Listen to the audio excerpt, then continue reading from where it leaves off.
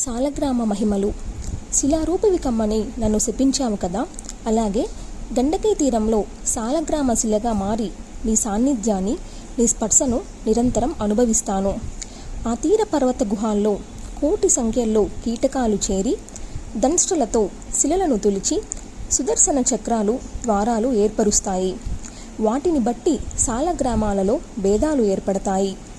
ఒక ద్వారము 4 చక్రాలు, ఒక వనమాల ఉండి నీలమేఘశ్యామంగా ఉంటే అది లక్ష్మీనారాయణం అనే సాలగ్రామం.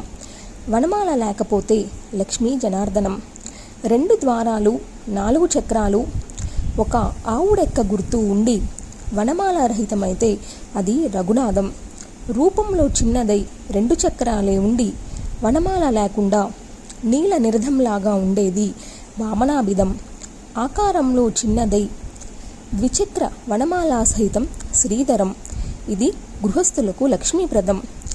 పెద్దదిగా గుండ్రంగా ఉండి వనమాలారహితమై ద్విచక్రయుతమైతే దాని పేరు దామోదరం.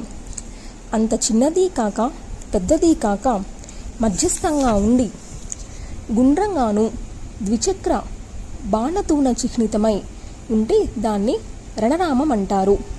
ఆకారంలో ఇలాగే ఉండి సప్తచక్ర ఛత్ర చామర భూషణ చిహ్నితమైతే అది రాజరాజేశ్వరం.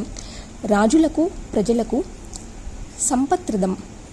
మరీ పెద్దదిగా ఉండి 14 చక్రాలతో నీలమేఘం రంగులో ఉంటే దాన్ని అనంతమంటారు. ఇది ధర్మార్థ కామమోక్షాలను ఇస్తుంది. చక్రాకారంలోనే ఉండి ద్విచక్రాంకితమై శ్రీ చిహ్నితమై ఆవుడెక్క ముద్రతో మేఘవర్ణంలో ఉండేదాన్ని మధుసూదనం అంటారు.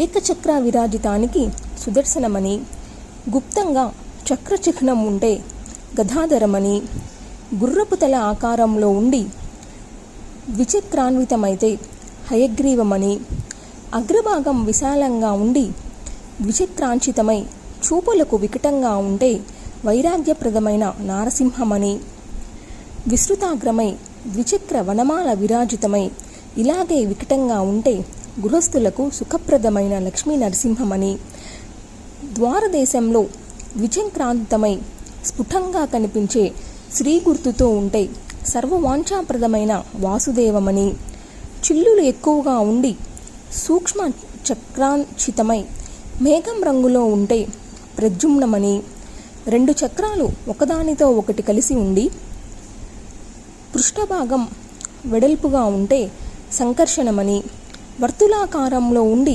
పీతవర్ణంలో శోభలీనుతూ ఉంటే అనిరుద్ధమని పేర్లు.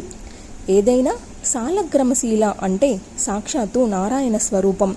అది ఎక్కడ ఉంటే అక్కడ లక్ష్మీదేవి నివసిస్తుంది.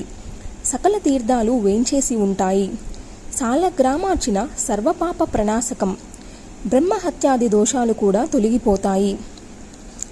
ఈ శిలల రూపంలో ఛత్రాకారంలో ఉంటే రాజ్యప్రదాలు, వర్తులంగా ఉంటే మహాసంప్రదాలు, శకట రూపంలో ఉంటే దుఃఖదాయకాలు, శూలాగ్ర రూపంలో ఉంటే మృత్యుప్రదం, ముఖభాగం వికృతంగా ఉంటే దారిద్ర్యప్రదం, పింగళ వర్ణంలో ఉంటే హానికరం, చక్రం చిదికి ఉంటే వ్యాధికారకం, విరిగి ఉంటే మరణదాయకం.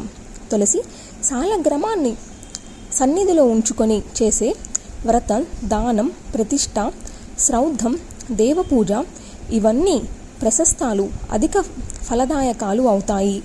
సాలగ్రామ శిలార్చనతో సర్వవేద పఠన ఫలం, సర్వయజ్ఞ వ్రత ఫలం, సర్వతీర్థ స్నాన దాన ఫలం, సర్వతపః ఫలం నిశ్చయంగా లభిస్తాయి.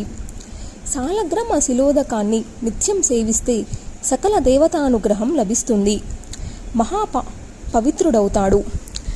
అతడి స్పర్శను సకల తీర్థాలు కోరుకుంటాయి. జీవన్ముక్తుడవుతాడు. హరిసన్నిధికి చేరుకొని హరిదాసుడవుతాడు. అతడి పాదధూళి సోకి వసుంధర పవిత్రురాలవుతుంది. అతడి వంశంలో పుట్టి గతించిన వారు, పుట్టబోయేవారు అందరూ తరిస్తారు. కర్మబంధాల నుంచి విముక్తి పొందుతారు. విష్ణుపదంలో లీనమవుతారు. సాలగ్రామశిలను ధరించి అసత్యాలు పలికితే వాడు కుంభీపాక నరకానికి పోతాడు. నియమాలను ఉల్లంఘిస్తే అసిపత్ర నరకంలో పడతాడు. సాలగ్రామ పూజలో తులసి విచ్ఛేదం చేస్తే భార్యా వియోగము, స్త్రీ హత్య మహాపాతకము చుట్టుకుంటాయి. శంఖ పూజలో చేసిన ఇదే దుష్ఫలితం. సాలగ్రామ తులసి శంఖలను ఒకే చోట ఉంచి అర్చిస్తూ కాపాడేవాడు మహాజ్ఞాని అయి శ్రీహరి సన్నిధికి చేరుకుంటాడు, శ్రీహరికి ఇష్టుడవుతాడు. తులసి, ఇప్పటికి నీ కోపం చల్లారిందనుకుంటాను. శంఖచూనుడితో నీ కలయిక కేవలం ఒక మన్వంతరమే. అది ముగిసిపోయింది. మీ ఇద్దరి శాపాలు ముగిశాయి కనుక ఇద్దరూ ఇప్పుడు గోలోకవాసులు, నాకు అత్యంత ఆప్తులు అయ్యారు. బృందావనంలో రాసమండలంలో ఇక మనం విహరిద్దాం అని శ్రీహరి ఆప్యాయంగా ఊరడించాడు.